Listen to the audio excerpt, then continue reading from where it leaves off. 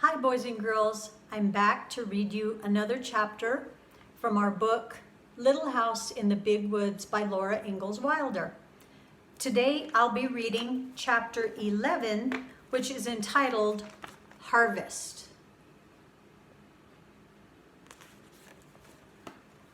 Pa and Uncle Henry traded work.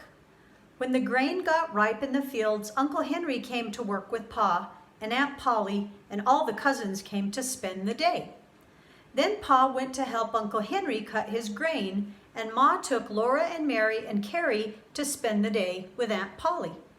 Ma and Aunt Polly worked in the house, and all the cousins played together in the yard till dinner time.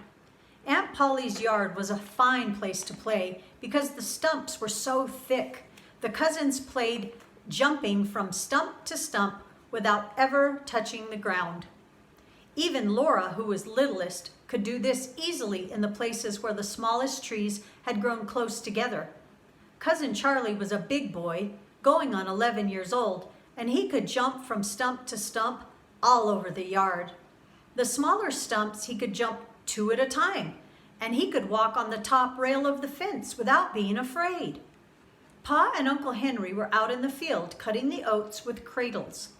A cradle was a sharp steel blade fastened to a framework of wooden slats that caught and held the stalks of grain when the blade cut them. Pa and Uncle Henry carried the cradles by their long curved handles and swung the blades into the standing oats. When they had cut enough to make a pile, they slid the cut stalks off the slats into neat heaps on the ground. Here's a picture of her Pa and Uncle working out in the field, harvesting the oats. It was hard work, walking around and around the field in that hot sun, and with both hands swinging the heavy cradles into the grain and cutting it, then sliding it into the piles. After all the grain was cut, they must go over the field again.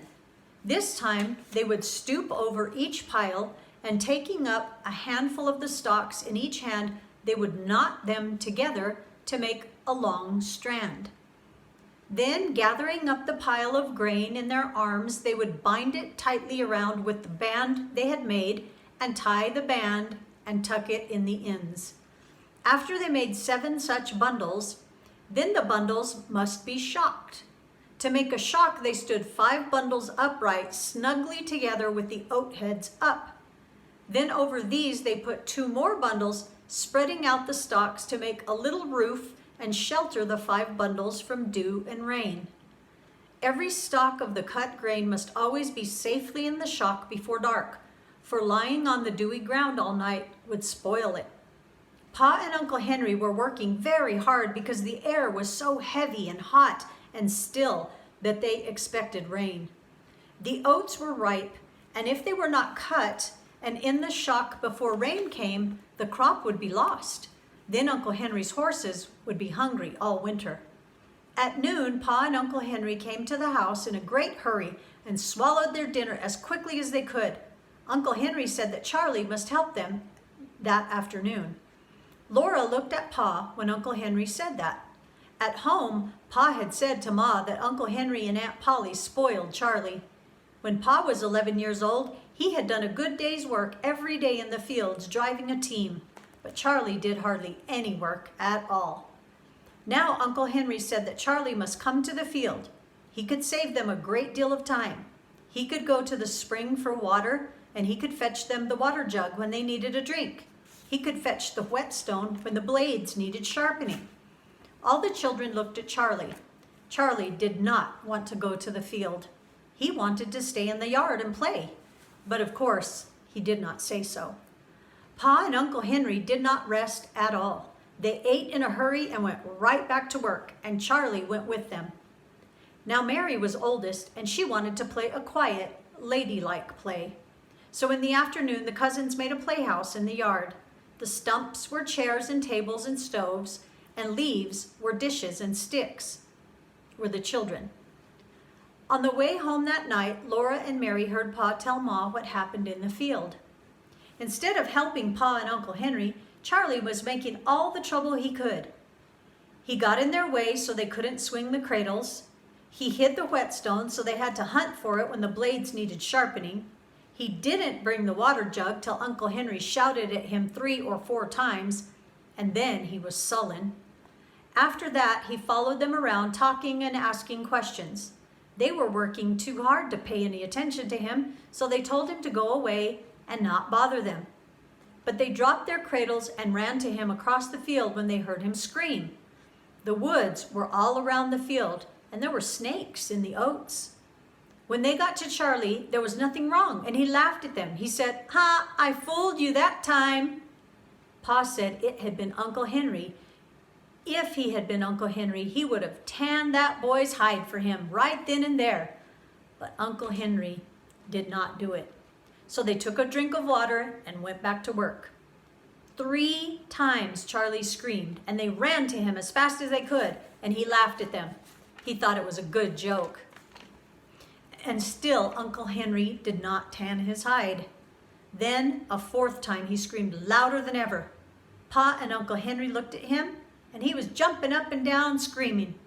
They saw nothing wrong with him, and they had been fooled so many times that they went on with their work. Charlie kept on screaming louder and shriller. Pa did not say anything, but Uncle Henry said, "Let him scream."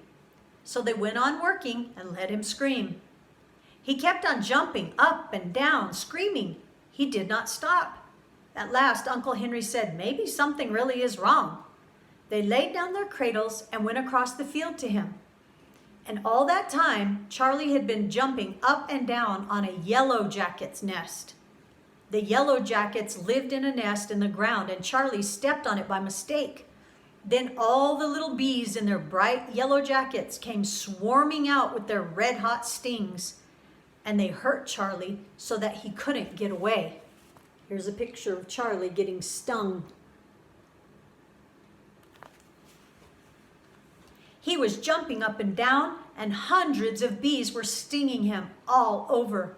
They were stinging his face and his hands and his neck and his nose. They were crawling up his pants legs and stinging and crawling down the back of his neck and stinging.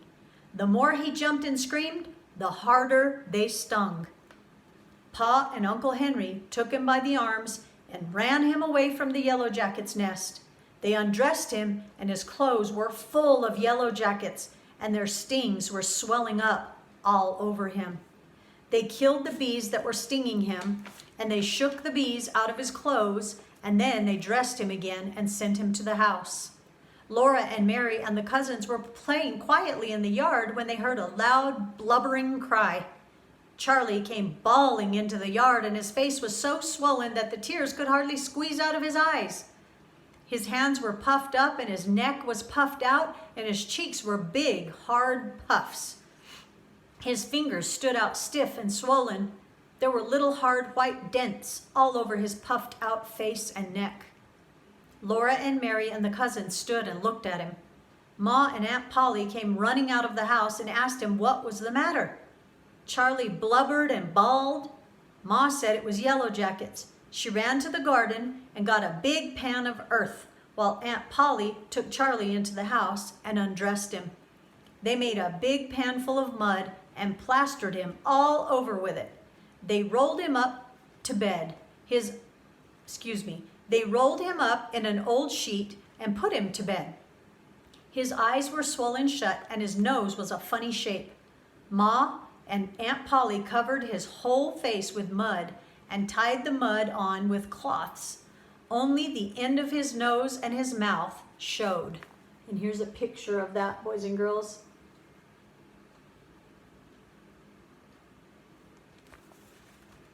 Aunt Polly steeped some herbs to give him for his fever.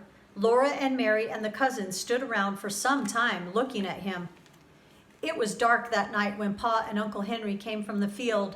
All the oats were in the shock, and now the rain could come and it would not do any harm. Pa could not stay to supper. He had to get home and do the milking. The cows were already waiting at home, and when cows are not milked on time, they do not give so much milk. He hitched up quickly, and they all got into the wagon. Pa was very tired and his hands ached so that he could not drive very well, but the horses knew the way home. Ma sat beside him with baby Carrie, and Laura and Mary sat on the board behind him. Then they heard Pa tell about what Charlie had done. Laura and Mary were horrified. They were often naughty themselves, but they had never imagined that anyone could be as naughty as Charlie had been. He hadn't worked to help save the oats. He hadn't minded his father quickly when his father spoke to him. He had bothered Pa and Uncle Henry when they were hard at work. Then Pa told about the Yellow Jacket's nest, and he said, "It served the little liar right." After she was in the trundle bed that night, Laura lay and listened to the rain drumming on the roof and streaming from the eaves, and she thought about what Pa had said. She thought about what the Yellow Jackets had done to Charlie. She thought it served Charlie right, too. It served him right because he had been so monstrously naughty, and the bees had a right to sting him when he jumped on their home. But she didn't understand why Pa had called him a little liar. She didn't understand how Charlie could be a liar when he had not said a word. Boys and girls, that's the end of this chapter. And so I would like for you to write in your journals a response to the question that Laura was thinking about at the end of this chapter. Why did Pa call Charlie a liar? Did he actually tell a lie? Did he say something that wasn't true? I want you to think about that. Talk about it with your parents if you'd like. And then I want you to write for me what it was that Charlie did that made him a liar. Thanks for listening, boys and girls. We'll continue next time with chapter 12 called The Wonderful Machine.